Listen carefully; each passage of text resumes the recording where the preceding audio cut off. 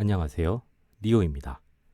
이번 영상은 넷플릭스와 티빙을 통해 볼 수 있는 영화 파묘의 솔직한 후기와 스토리, 결말에 대한 이야기를 해보는 영상입니다. 재밌게 봐주시고 구독과 좋아요 부탁드립니다. 영화 파묘는 국내 기준 2024년 2월 개봉한 미스터리, 스릴러, 오컬트 장르의 영화입니다. 런타임은 134분, 등급은 15세 이상 관람가입니다. 사바하, 검은 사제들의 장지현 감독의 작품이며 최민식, 김고은, 유해진, 이도현 배우가 주연으로 출연합니다. 수상한 묘의 파묘를 담당하게 된 풍수사, 장의사, 무당에게 생기는 기묘한 사건이 다뤄지는 작품입니다. 무당인 이화림은 부유한 박지용의 가문의 의뢰를 받고 자신의 신하들인 윤봉길과 함께 미국으로 향하게 됩니다. 이화림은 증상과 피해자들을 보고 이 현상이 묘바람에 의한 것임을 알아차리고 이장을 권유하게 됩니다. 박지용은 자신은 물론 이제 막 태어난 아이를 지키기 위해 거액을 제시하며 곧바로 이장을 의뢰하게 됩니다. 특징적인 점은 관을 열지 말고 그대로 화장해달라는 것입니다. 이화림은 곧장 한국으로 돌아와 자신과 함께 일을 진행할 풍수사인 김상덕과 장의사인 고영근을 섭외해 현장으로 향하게 됩니다. 현장을 본 김상덕은 이 묘는 건드리면 관련된 모든 사람이 큰 화를 입을 것이라는 말을 남기고 이 일에서 빠지겠다고 선언합니다. 박지용과 이화림은 갓난 아이까지 묘바람에 의한 피해를 입고 있음을 어필하고 김상덕은 임신한 상태인 자신의 딸을 떠올리며 두 사람의 설득에 다시 이장에 나서게 됩니다. 이화림은 자신만의 새로운 방식을 적용해서 화를 피하면서 파묘를 진행하는 데 성공하지만 갑자기 나타난 일본 요괴인 누레온나와 다른 이의 탐욕으로 인해 관에서 나오지 말아야 할 것이 나오며 위기가 찾아오게 됩니다. 김상덕, 이화림, 고영근, 윤봉길은 죽음의 위기를 함께 넘기면서 진정한 가족이 됩니다.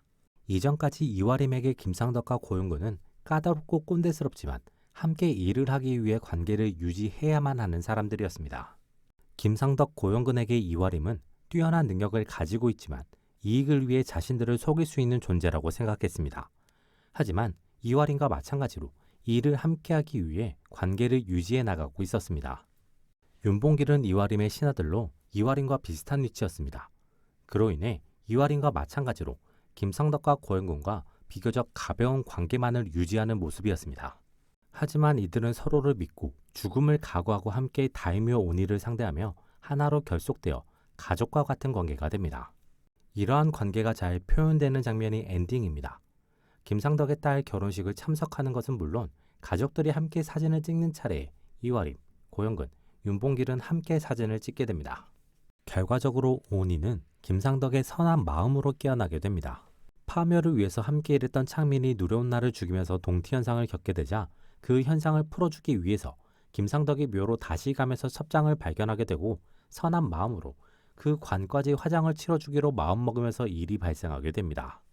오니에게 상처를 입은 윤봉길은 오니의 수와 영원히 씌어서 오니를 따르고자 하는 마음과 함께 오니의 행동과 일치하는 행동을 하게 됩니다. 이를 통해 오니가 하나의 영혼체가 아니라 여러 영혼체의 결합물이며 다이묘가 그 영혼들의 대표작격인 것으로 보입니다. 그래서 육체적 능력 자체는 다이묘 본인의 것이지만 신비한 영적인 힘은 자신과 다른 영혼들이 결합되어 나타난 힘일 수 있어 보입니다. 다이묘 오니의 경우 본체는 전국시대 장수이며 그렇기에 전쟁과 자신의 편이 아닌 사람에 대한 사륙을 당연한 것으로 인식하며 인간을 뵌 것에 자부심을 느끼는 모습을 보여줍니다. 동시에 혼란스러운 사회에서 자신의 세력을 넓히기 위해 인재 등용도 상당히 의식하는 인물인 듯 이화림과 김상덕을 자신의 편으로 만들려는 모습도 보여주는 것이 특징입니다. 특징적인 면은 자신이 무라야마에게 이용당했다는 것을 아는 만큼 자신이 죽었으며 전장의 활약으로 신사에 모셔져 대우를 받았다는 것, 더 좋은 곳으로 이장이 된다는 말을 들었다는 것입니다.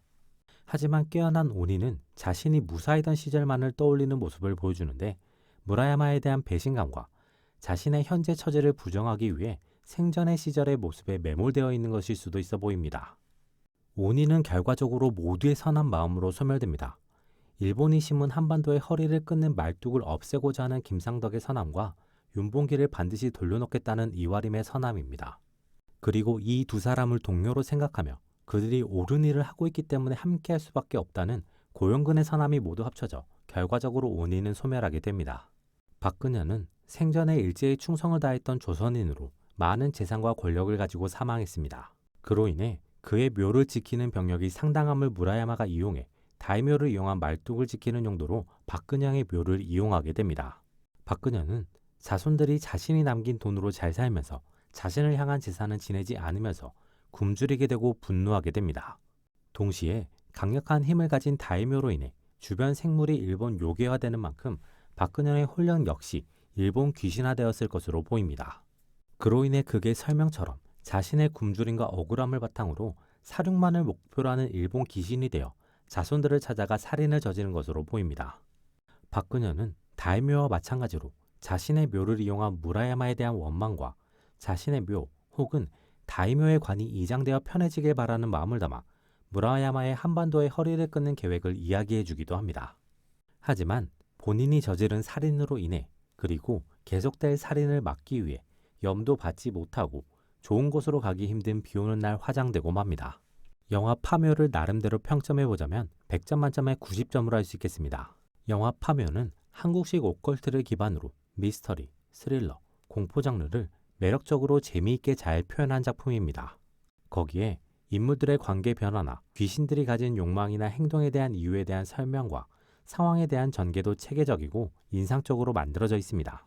그리고 배우들의 연기력이 매우 뛰어나고 화면 구성도 인상적이어서 134분이라는 비교적 긴 런타임 동안 몰입감이 깨지는 일 없이 재미있게 볼 수 있는 작품이었습니다.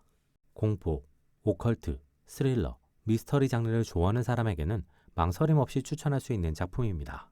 이번 영상은 여기까지입니다. 재밌게 보셨길 바라며 구독과 좋아요 부탁드립니다.